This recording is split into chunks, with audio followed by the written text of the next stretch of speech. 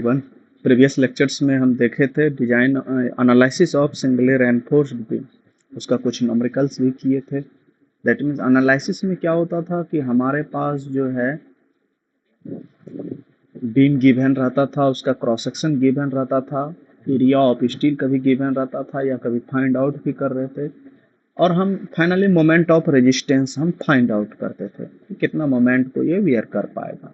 लेकिन डिजाइन की हम बात करेंगे, design of singly reinforced beam में दैट मीन्स अब क्या होगा कि हमें एरिया ऑफ स्टील निकालना है। क्लियर?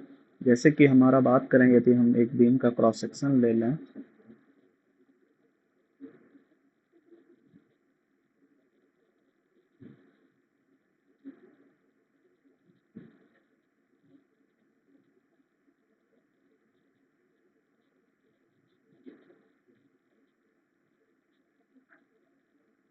ओके, ये बीम का हमारा एक क्रॉस सेक्शन है फॉर एग्जांपल।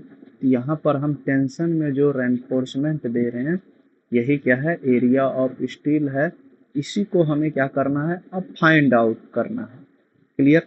दैट मीन्स क्या होगा, हमारे पास जो गिवन होगा, किसी किसी कंडीशन में बी एंड डी गिवन होगा, आइदर बी एंड डी में कुछ रिलेशन होगा, ये भी फाइंड आउट करने पूछा जा सकता है। डिजाइन है कि बी क्या होगा, डी क्या होगा, तो आपको एक कंसिडरेशन के बेसिस पे फाइंड आउट करना होगा। Grade of steel that means F Y given होगा, grade of concrete that is F C K given होगा।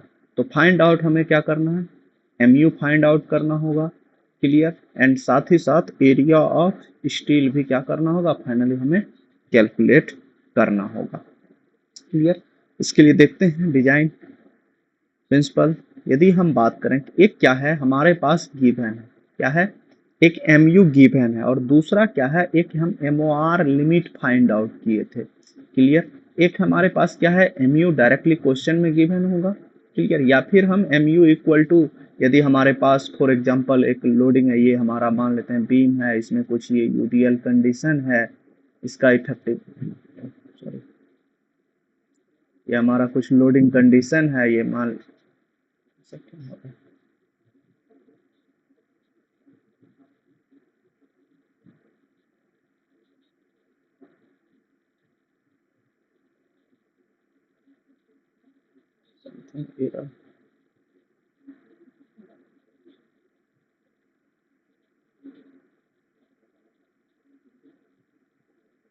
ओके, ये हमारा बीम है, इस पे कुछ इस तरह से यूडीएल लोडिंग है, और ये फॉर एग्जांपल यूडीएल है जो for example W kilo Newton पर मीटर है, इसका effective length for example L है। तो इस केस में बेंडिंग मोमेंट क्या होता है, bending moment equal to W L square by 8। यदि पॉइंट लोड है तो पॉइंट डब्ल्यू एल बाय 4 करेंगे, जैसा लोडिंग कंडीशन होगा उस तरह से हम उसका फॉर्मूला से मोमेंट को फाइंड आउट करेंगे। क्लियर? एक हमारे पास क्या है, एम यू है, लोड गिवन होगा तो हम एम यू फाइंड आउट कर लेंगे, और एक क्या होगा कि हम M O R limiting directly find out करते हैं, जो कि क्या होता है, क्यू बी डी स्क्वायर। अब ये किस पे डिपेंड करता है, different different grade of steel पे डिपेंड करता है, क्योंकि different of grade of steel के लिए क्यू का वैल्यू चेंज होता है। क्लियर? तो हमारे पास दो मोमेंट है, एक क्या है, एम यू मोमेंट है। क्लियर? अब ये जो W है, ये क्या है, वर्किंग लोड यदि है तो इसको हमें क्या करना होगा, फैक्टर्ड लोड में हमें कन्वर्ट करना होगा। क्लियर? जो हम इंट्रोडक्शन में देखे थे, फैक्टर लोड में कन्वर्ट करने के लिए क्या करते हैं, या फिर जनरली हम 1.5 से मल्टीप्लाई कर देते हैं। वर्किंग लोड, कैरेक्टरिस्टिक्स लोड या सर्विस लोड में हम क्या करते हैं, 1.5 से मल्टीप्लाई करके उसको फैक्टर्ड लोड में, जैसे ये एम यू क्या है, अल्टीमेट या फैक्टर्ड मोमेंट है। यदि हम वर्किंग मोमेंट निकालेंगे तो उसमें जनरली 1.5 से मल्टीप्लाई करके हम फैक्टर्ड या अल्टीमेट मोमेंट फाइंड आउट करते हैं। क्लियर? अब कंडीशंस क्या है, कंडीशंस क्या है कि यदि हमारा एम यू जो कि लोड के कारण है, यदि equal to M O R limit है, यदि हमारा मोमेंट जो है यदि equal to M O R limit है, जो कि क्यूबीडी स्क्वायर से फाइंड होगा, तब जो सेक्शन हमारा होगा ये क्या हो जाएगा, बैलेंस सेक्शन हो जाएगा। तब जो हमारा सेक्शन होगा वो क्या होगा, बैलेंस्ड सेक्शन होगा। यदि हमारा एम यू जो लोड के कारण मोमेंट है, ये क्या होगा, लेस देन यदि आ रहा है एम ओ आर लिमिट का, यदि ये लेस देन आ गया एम ओ आर लिमिट का, तब जो सेक्शन होगा वो क्या होगा, अंडर रेनफोर्स्ड सेक्शन होगा।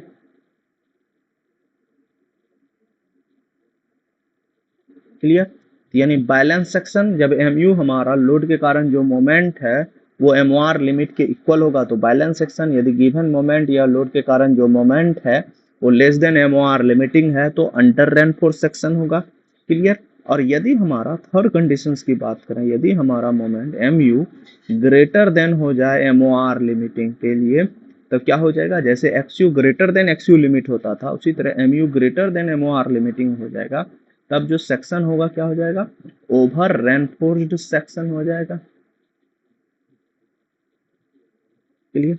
और ओवर रेनफोर्स सेक्शन जो है ये IS कोड अलाउ नहीं करता है। क्लियर, ये अलाउ नहीं है। तो फिर यहाँ पर क्या करेंगे, सो हम क्या करेंगे, या तो हम अब डबली प्रोवाइड करेंगे या फिर हम क्या करेंगे, नंबर फर्स्ट देख लेते हैं, डेप्थ को हमें क्या करना होगा, इंक्रीज करना होगा। क्योंकि हमारा जो MOR लिमिटिंग का फॉर्मूला है वो क्या है, QBD स्क्वायर, यानी D यदि हम बढ़ाएंगे तो MOR लिमिटिंग बढ़ेगा, जिसके कारण एक पॉसिबिलिटी हो जाएगा कि यदि MOR लिमिटिंग बढ़ जाता है तो यानी जो गिवन मोमेंट MU है या लोड के कारण जो मोमेंट आ रहा है ये क्या हो जाए, MOR लिमिटिंग से लेस हो जाए। दैट मीन्स ये सेक्शन अंडर रेनफोर्स में कन्वर्ट हो जाए, चेंज हो जाए। क्लियर। तो यानी हम क्या करेंगे, डेप्थ इंक्रीज करेंगे तो क्या होगा, MOR लिमिटिंग इंक्रीज होगा और एक पॉसिबिलिटी बन सकता है कि ये क्या हो जाए, ओवर रेनफोर्स से अंडर रेनफोर्स में आ जाए।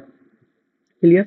दूसरा क्या पॉसिबिलिटी हम अप्लाई कर सकते हैं कि हम FCK इंक्रीज करेंगे, ग्रेड ऑफ कंक्रीट इंक्रीज करेंगे तो अगेन क्या होगा, MOR लिमिटिंग इंक्रीज होगा। कैसे, देखते हैं। MOR लिमिटिंग का जो फॉर्मूला है क्या है, QBD स्क्वायर है। अब ये जो Q का वैल्यू है ये different different grade of steel के लिए अलग होता है। जैसे हम Fe250 की बात करें तो Q का जो वैल्यू होता है क्या होता है, 0.148 FCK। क्लियर, क्या होता है 0.148 FCK, यानी यहाँ FCK है। इसी तरह Fe हम 415 की बात करें तो इसके लिए जो होता है 0.138 FCK, यानी हर एक कंडीशन में FCK है। तो ग्रेड ऑफ कंक्रीट बढ़ेगा तो क्या होगा, MOR लिमिटिंग इंक्रीज होगा। और थर्ड कंडीशंस की हम बात करते हैं तो क्या, यदि ये दोनों से फिर भी अंडर रेनफोर्स में नहीं आ पा रहा है तब हम क्या करेंगे, प्रोवाइड डबली रेनफोर्स। तो क्या आगे हम देखेंगे, नेक्स्ट यूनिट हमारा वही है, डबली रेनफोर्स्ड बीम। क्लियर। तब हम क्या करेंगे, एक ही चीज हमारे पास ऑप्शन रहेगा, हम वहां पर डबली रेनफोर्स्ड बीम प्रोवाइड। यानी ये चेक करना जरूरी है कि हमारा जो मोमेंट है, गिवन मोमेंट या लोड के कारण जो मोमेंट है वो किस कंडीशंस में है। क्लियर। हमारा MU यदि MOR लिमिटिंग के इक्वल है तो बैलेंस सेक्शन होगा, MU यदि MOR लिमिटिंग से लेस है तो अंडर रेनफोर्स सेक्शन होगा, और यदि MU MOR लिमिटिंग से ग्रेटर है तो ओवर रेनफोर्स सेक्शन होगा, जो कि IS कोड क्या करता है, अलाउ नहीं करता है। क्लियर। तो हम देखते हैं MU का फॉर्मूला क्या है हमारा, MU इक्वल टू यानी MOR इक्वल टू क्या फॉर्मूला है, T इंटू जेड। फाइनली हमें चाहिए क्या, एरिया ऑफ स्टील चाहिए, तो हम क्या कर रहे हैं, T इंटू जेड, क्योंकि हमारे पास MU क्या है, गिवन है, फाइंड आउट कर चुके हैं। तो T इंटू जेड यदि हम करते हैं तो क्या होगा, tensile force equal to 0.87, FYAST हम जानते हैं, इंटू क्या होगा, जेड क्या है, lever arm, that means D minus 0.42 XU। Clear. तब जो होगा क्या होगा, 0.87 FYAST इंटू डी माइनस 0.42। अब XU इक्वल टू हम जानते हैं इक्विलिब्रियम कंडीशन से क्या करते हैं हम, XU equal to C equal to T करते हैं, C इक्वल टू T करते हैं, यानी compressive force equal to tensile force. यहाँ से हम प्रीवियस क्लास में भी न्यूमेरिकल्स में यूज किए थे। यहाँ से हम जब देखते हैं XU का वैल्यू क्या हो जाता है, इंटू 0.87 FYAST डिवाइडेड बाय क्या हो जाएगा, 0.36 FCK इंटू बी, क्योंकि C का वैल्यू जो होता है वो भी देख लेते हैं। C का जो वैल्यू होता है क्या होता है, 0.36 FCK XU into B equal to tensile force क्या होता है, 0.87 FYAST। यहाँ से यदि हम XU फाइंड आउट करना चाहें तो क्या हो जाएगा, 0.87 FYAST डिवाइडेड बाय क्या हो जाएगा, 0.36 FCK इंटू बी। यही XU का वैल्यू जो ये 0.42 XU है, XU के जगह पे हम यही वैल्यू क्या किए, पुट कर दिए। Clear, bracket close. अब इसी को थोड़ा सा और ब्रेक करते हैं, तो given moment MU equal to क्या हो जाएगा, 0.87 FY AST, clear, into D minus. अब देखिए यहाँ पर कुछ कुछ कॉन्स्टेंट टर्म है, जैसे 0.42, 0.87 एंड 0.36। ये सब को जब आप मल्टीप्लाई करिएगा तो ये ओवरऑल कैंसिल आउट हो जाता है। तब जो ये होता है क्या आता है, D minus FY AST divided by FCK upon B. Clear, तो इस फॉर्मूला से हम क्या कर सकते हैं, area of steel find out कर सकते हैं, क्योंकि हमारे पास क्या है, मोमेंट ऑलरेडी है, ऑलरेडी हम कैलकुलेट कर चुके हैं। तो हम यहाँ से क्या कर सकते हैं, एरिया ऑफ स्टील हम फाइंड आउट कर सकते हैं। क्लियर, या फिर IS कोड के पास जो है हम लोग एक डायरेक्टली इंपॉर्टेंट फॉर्मूला यूज करते हैं, क्योंकि इस मोमेंट में AST जो है दो बार आ गया, एक ब्रैकेट से पहले है और एक ब्रैकेट के अंदर है। अब दोनों AST जब इसको ब्रैकेट तोड़ेंगे तो क्या होगा, मल्टीप्लाई होगा। मल्टीप्लाई होगा तो यानी क्या हो जाएगा, AST का स्क्वायर हो जाएगा, क्योंकि ये पूरा टर्म क्या होगा, एक बार इस डी से मल्टीप्लाई होगा और एक बार ये पूरा FY AST divided by FCK into D इससे मल्टीप्लाई होगा। तब जो होगा क्या होगा, AST स्क्वायर हो जाएगा, यानी क्या हो जाएगा, क्वाड्रेटिक इक्वेशन आ जाएगा। तो क्वाड्रेटिक इक्वेशन सॉल्व करने में थोड़ा सा डिफिकल्ट हो जाता है एग्जाम्स में या स्टूडेंट्स के लिए। क्लियर, आप इससे भी कर सकते हैं, वैल्यू जो है ऑलमोस्ट सेम होगा।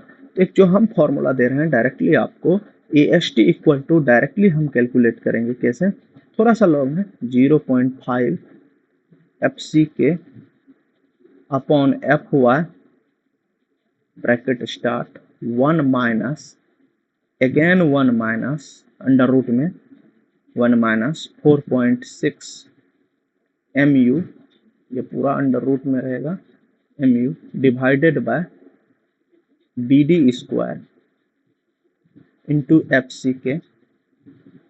Clear, bracket close into B into D. Clear, आप B इंटू डी को पहले भी लिख सकते हैं, ये B इंटू डी के को आप 0.5 FCK अपॉन FY के बगल में लिख दें, ये भी ठीक है। यानी ये जो है एक थोड़ा सा ये लॉन्ग फार्मूला है, लेकिन आप जब 2-3 बार न्यूमेरिकल्स बनाएंगे, प्रैक्टिस करेंगे, तो ये भी फार्मूला जो है इजी हो जाएगा। ठीक है, तो ये क्या है, एक इम्पोर्टेंट फार्मूला है, इसके बेसिस पे जो है हम लोग एरिया ऑफ स्टील कैलकुलेट करेंगे।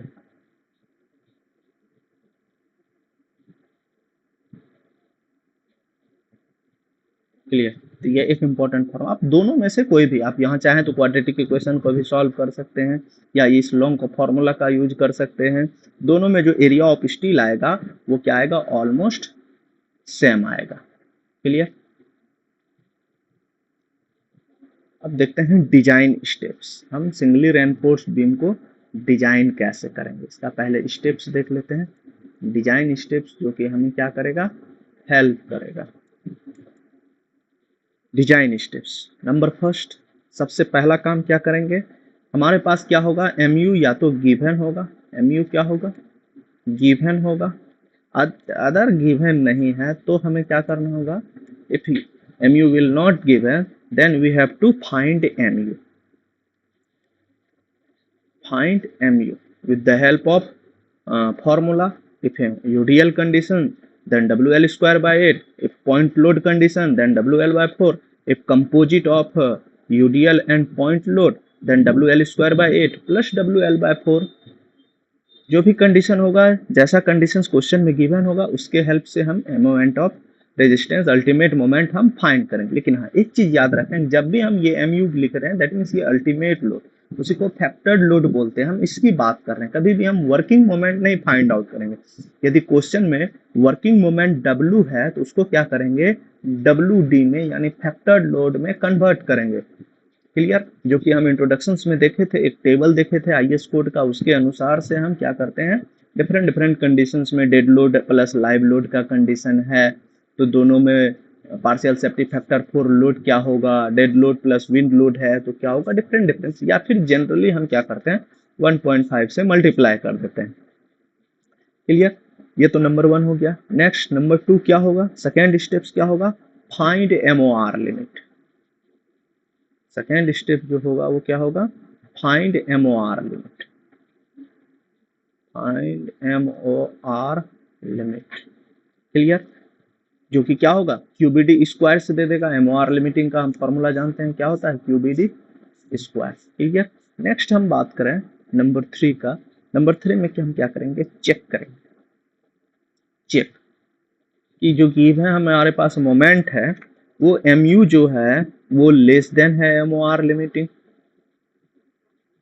क्लियर, लेस देन है तो यस, कहाँ चले जाएंगे, गो टू 4 में। नेक्स्ट स्टेप में गो टू 4 में, नंबर 4 में चले जाएंगे। और यदि ये ऐसा नहीं है, तो यदि ये ऐसा नहीं है दैट मीन्स नो हो जा रहा है ये, तो फिर क्या करेंगे, provide W, provide W reinforced beam. या फिर क्या करना होगा, और यदि हमें सिंगली ही चाहिए तो increase B and D, increase grade of concrete that is FCK। ये सब हमें क्या करना होगा, इंक्रीज करना होगा। यदि ये इक्वल टू हो जाता है तो फिर बैलेंस सेक्शन होगा, दैट मीन्स वहां पर MOR और MOR लिमिटिंग जो है, MU और MOR लिमिटिंग सेम होगा। क्लियर। यदि अंडर रेनफोर्स हो रहा है तो गो टू 4 में जाएंगे, या फिर यदि बैलेंस सेक्शन है तब तो उसी MU और MOR लिमिटिंग सेम है तो क्या करेंगे, उसी के हेल्प से हम moment of resistance find out कर देंगे। नेक्स्ट नंबर 4 की बात करते हैं। AST रिक्वायर्ड, जो कि अभी एक लॉन्ग सा फॉर्मूला देखे थे। AST रिक्वायर्ड इक्वल टू क्या होगा, 0.5 FCK अपॉन FY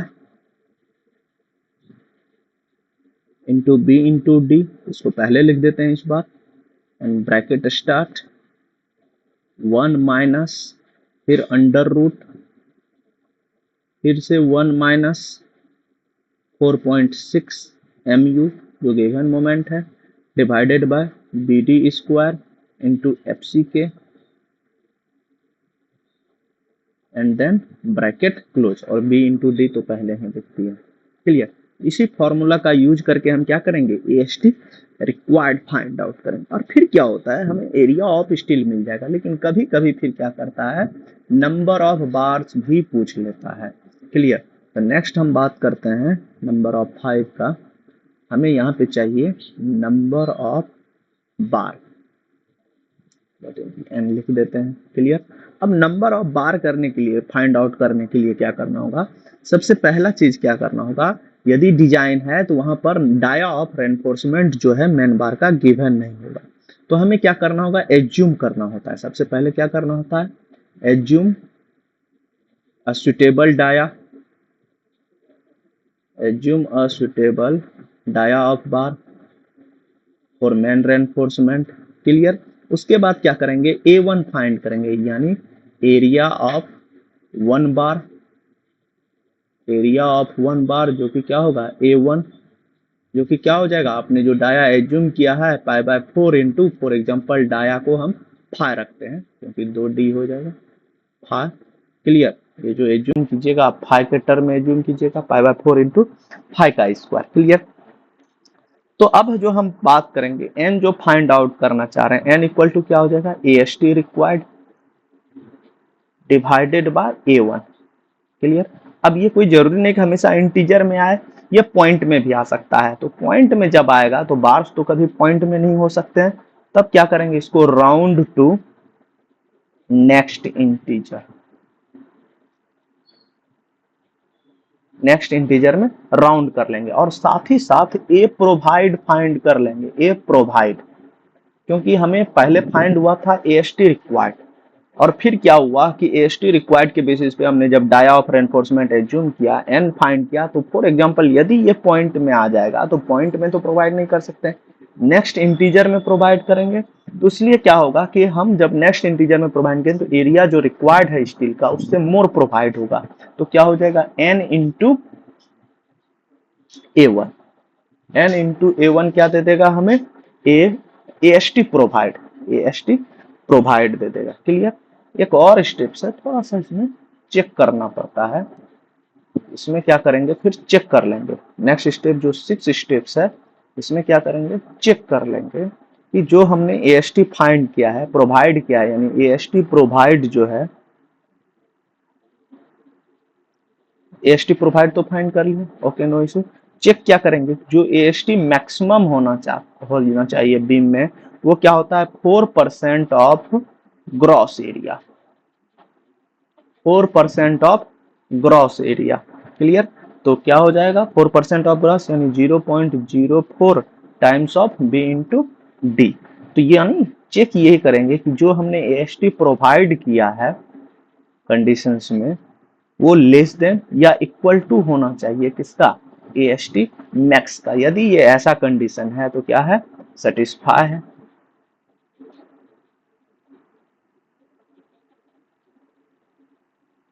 थोड़ा सा हो जाएगा ओके।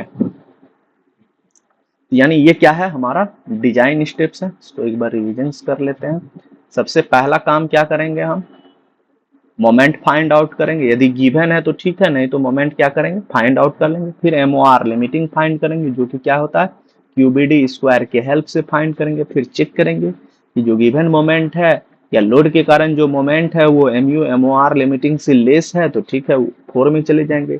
यदि नहीं है, that means over reinforce section हो गया, तो क्या करेंगे, प्रोवाइड डबली रेनफोर्स बीम होगा। यानी वहां पर सिंगली रेनफोर्स बीम नहीं हो सकता है, वहां पर क्या करना होगा, डबली रेनफोर्स्ड बीम डिजाइन करना होगा।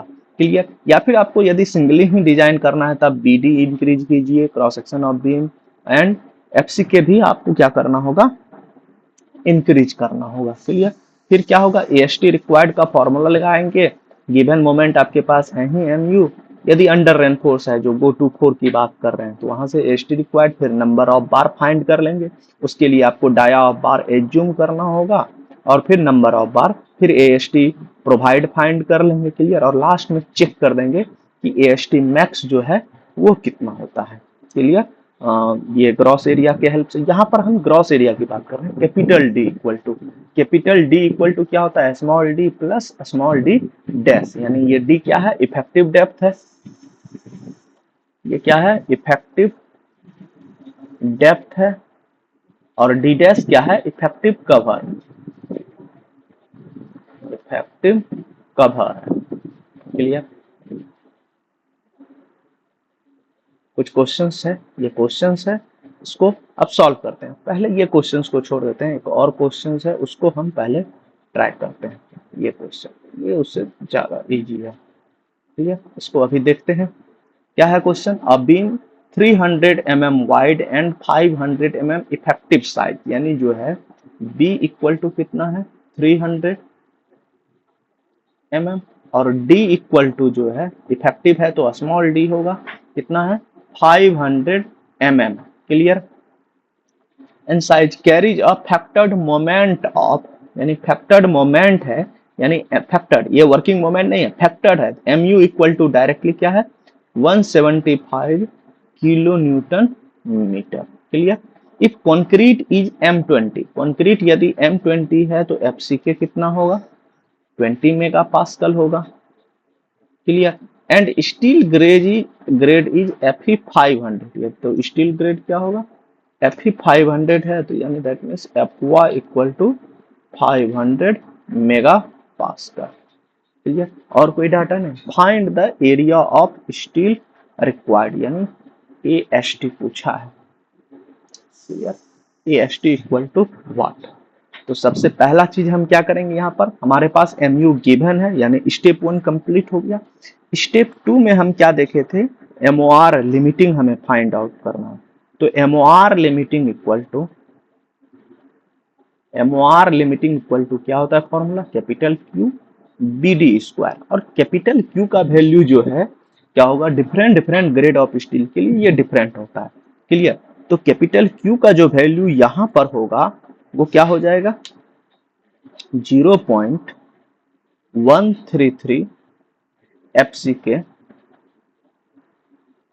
0.133 FCK into BD square. Clear, तो इसके हेल्प से हम फाइंड आउट करेंगे। तो अब इसको ऊपर लिखते हैं। तो MOR लिमिटिंग इक्वल टू क्या हो जाएगा 0.133 इंटू एफ सी के कितना है 20 मेगा पास्कल, तो दैट मीन्स 20 इंटू बी कितना है 300 इंटू डी कितना है 500, 500 का स्क्वायर।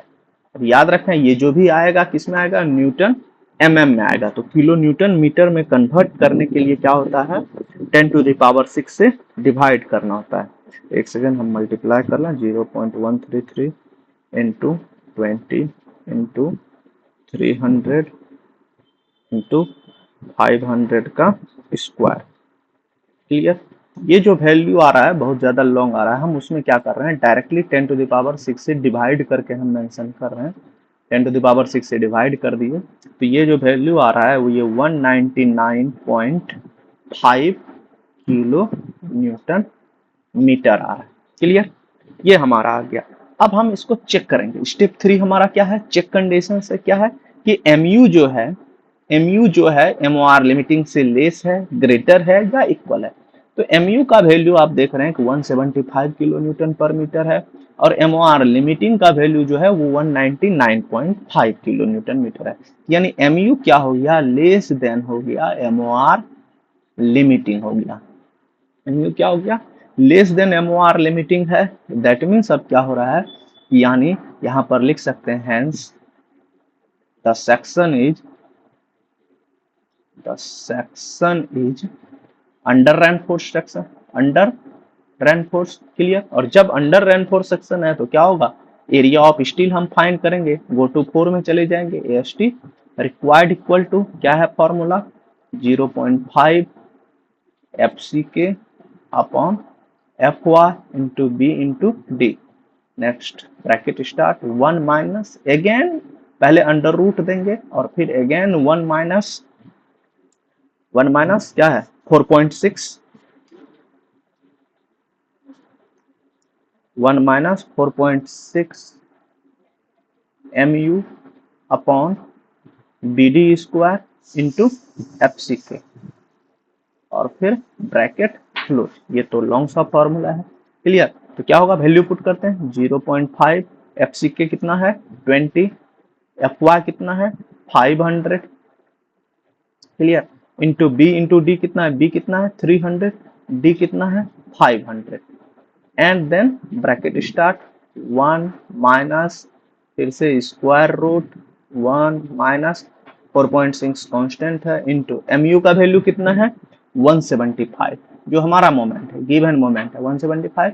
अब याद रखें AST हमको चाहिए किसमें mm स्क्वायर में, तो यानी इस किलो न्यूटन मीटर को न्यूटन mm में कन्वर्ट करना होगा, यानी 10⁻6 से मल्टीप्लाई कर दिए डिवाइडेड बाय क्या हो जाएगा BD स्क्वायर यानी 300 इंटू डी स्क्वायर यानी 500 का स्क्वायर इंटू FCK कितना है 20, ब्रैकेट क्लोज। तो इसको कैलकुलेट करना है तो थोड़ा सा समय दीजिए, इसको कैलकुलेट करने में तो समय लगेगा। क्या है 0.5 into 20 upon 500 into 300 into 500। Clear. इसको हम अलग अलग करते हैं, पहले दो पार्ट्स में कर लेते हैं कि जब हमने ये पार्ट्स को मल्टीप्लाई किया तो ये जो वैल्यू आ रहा है 3000 आ रहा है, ये वैल्यू क्या आ रहा है 3000 इंटू, अब इस पार्ट को हम अलग कर लेते हैं। इस पार्ट्स को अलग करने के लिए हमें क्या करना होगा 1 minus under root again 1 minus फिर से 4.6 into 175 into 10⁻6 divided by 300 into 500 का square into grade of concrete FCK 20। तो ये जो वैल्यू आ रहा है इंटू 0.319 ऐसे करके है 93, तो इसको 32 कर लेते हैं, कोई दिक्कत नहीं, राउंड में करिए, तब जो ये आ जाएगा 3000 इंटू 0.32, यानी ये जो आ गया कितना आ गया, अप्रोक्सीमेट 960 mm स्क्वायर। क्लियर। तो यही क्वेश्चन में पूछा था। अब beam 300 mm into 500 mm effective size carries a factored moment of 175 if concrete is M20 and steel grade is Fe500 find the area of steel required। इसमें इतना सा ही पूछा था। क्लियर। अब इसी में हमारा मन है कि नहीं हम थोड़ा सा इसको और आगे बढ़ाना चाहें कि इस एरिया ऑफ स्टील से हम नंबर ऑफ बार यदि फाइंड आउट करना चाहें तो ऑब्वियसली इसे कर सकते हैं। हम क्या करेंगे, एज्यूम करेंगे। फॉर एग्जांपल हम फाइंड आउट करना चाहते हैं तो यदि हम क्या करेंगे, सबसे पहला काम assume dia of main bar for example कुछ भी 20 mm एज्यूम कर लेते हैं। 20 mm तो क्या फाइंड करेंगे, सबसे पहले area of one bar that is A1 equal to A1 आपको फाइंड आउट करना होगा। क्या हो जाएगा, 5/4 इंटू 20 का स्क्वायर। क्लियर। तो क्या हो जाएगा 5/4 इंटू 20 का स्क्वायर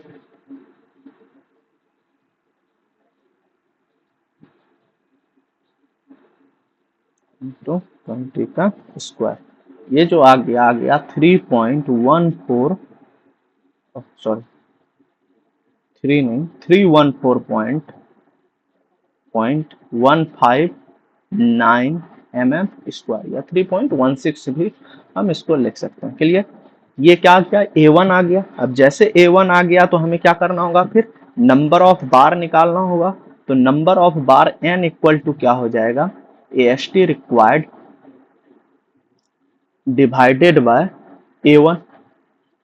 AST रिक्वायर्ड कितना है 960 डिवाइडेड बाय 314.16 कितना आ रहा है चेक कर लेते हैं। तो इसको डिवाइड कर रहे हैं 960 डिवाइडेड बाय 314.16, ये जो आ रहा है 3.05 आ गया। अब देख रहे हैं ये थोड़ा सा ज्यादा है, लेकिन एरिया ऑफ स्टील हम रिक्वायर्ड से कभी भी कम प्रोवाइड नहीं कर सकते हैं। रिक्वायर्ड से हमेशा क्या होगा, ज्यादा प्रोवाइड करेंगे। तो n इक्वल टू जो है क्या होगा 4 हो जाएगा। और फिर AST प्रोवाइड जो हम फाइंड आउट करेंगे, AST प्रोवाइड इक्वल टू क्या हो जाएगा 4 इंटू A1 दैट मीन्स क्या हो जाएगा 4 इंटू 314.16 कितना आ गया 1256.64 mm स्क्वायर। ये क्या आ गया ST प्रोवाइड। दैट मीन्स क्या हुआ कि हमारा जो बीम रहा होगा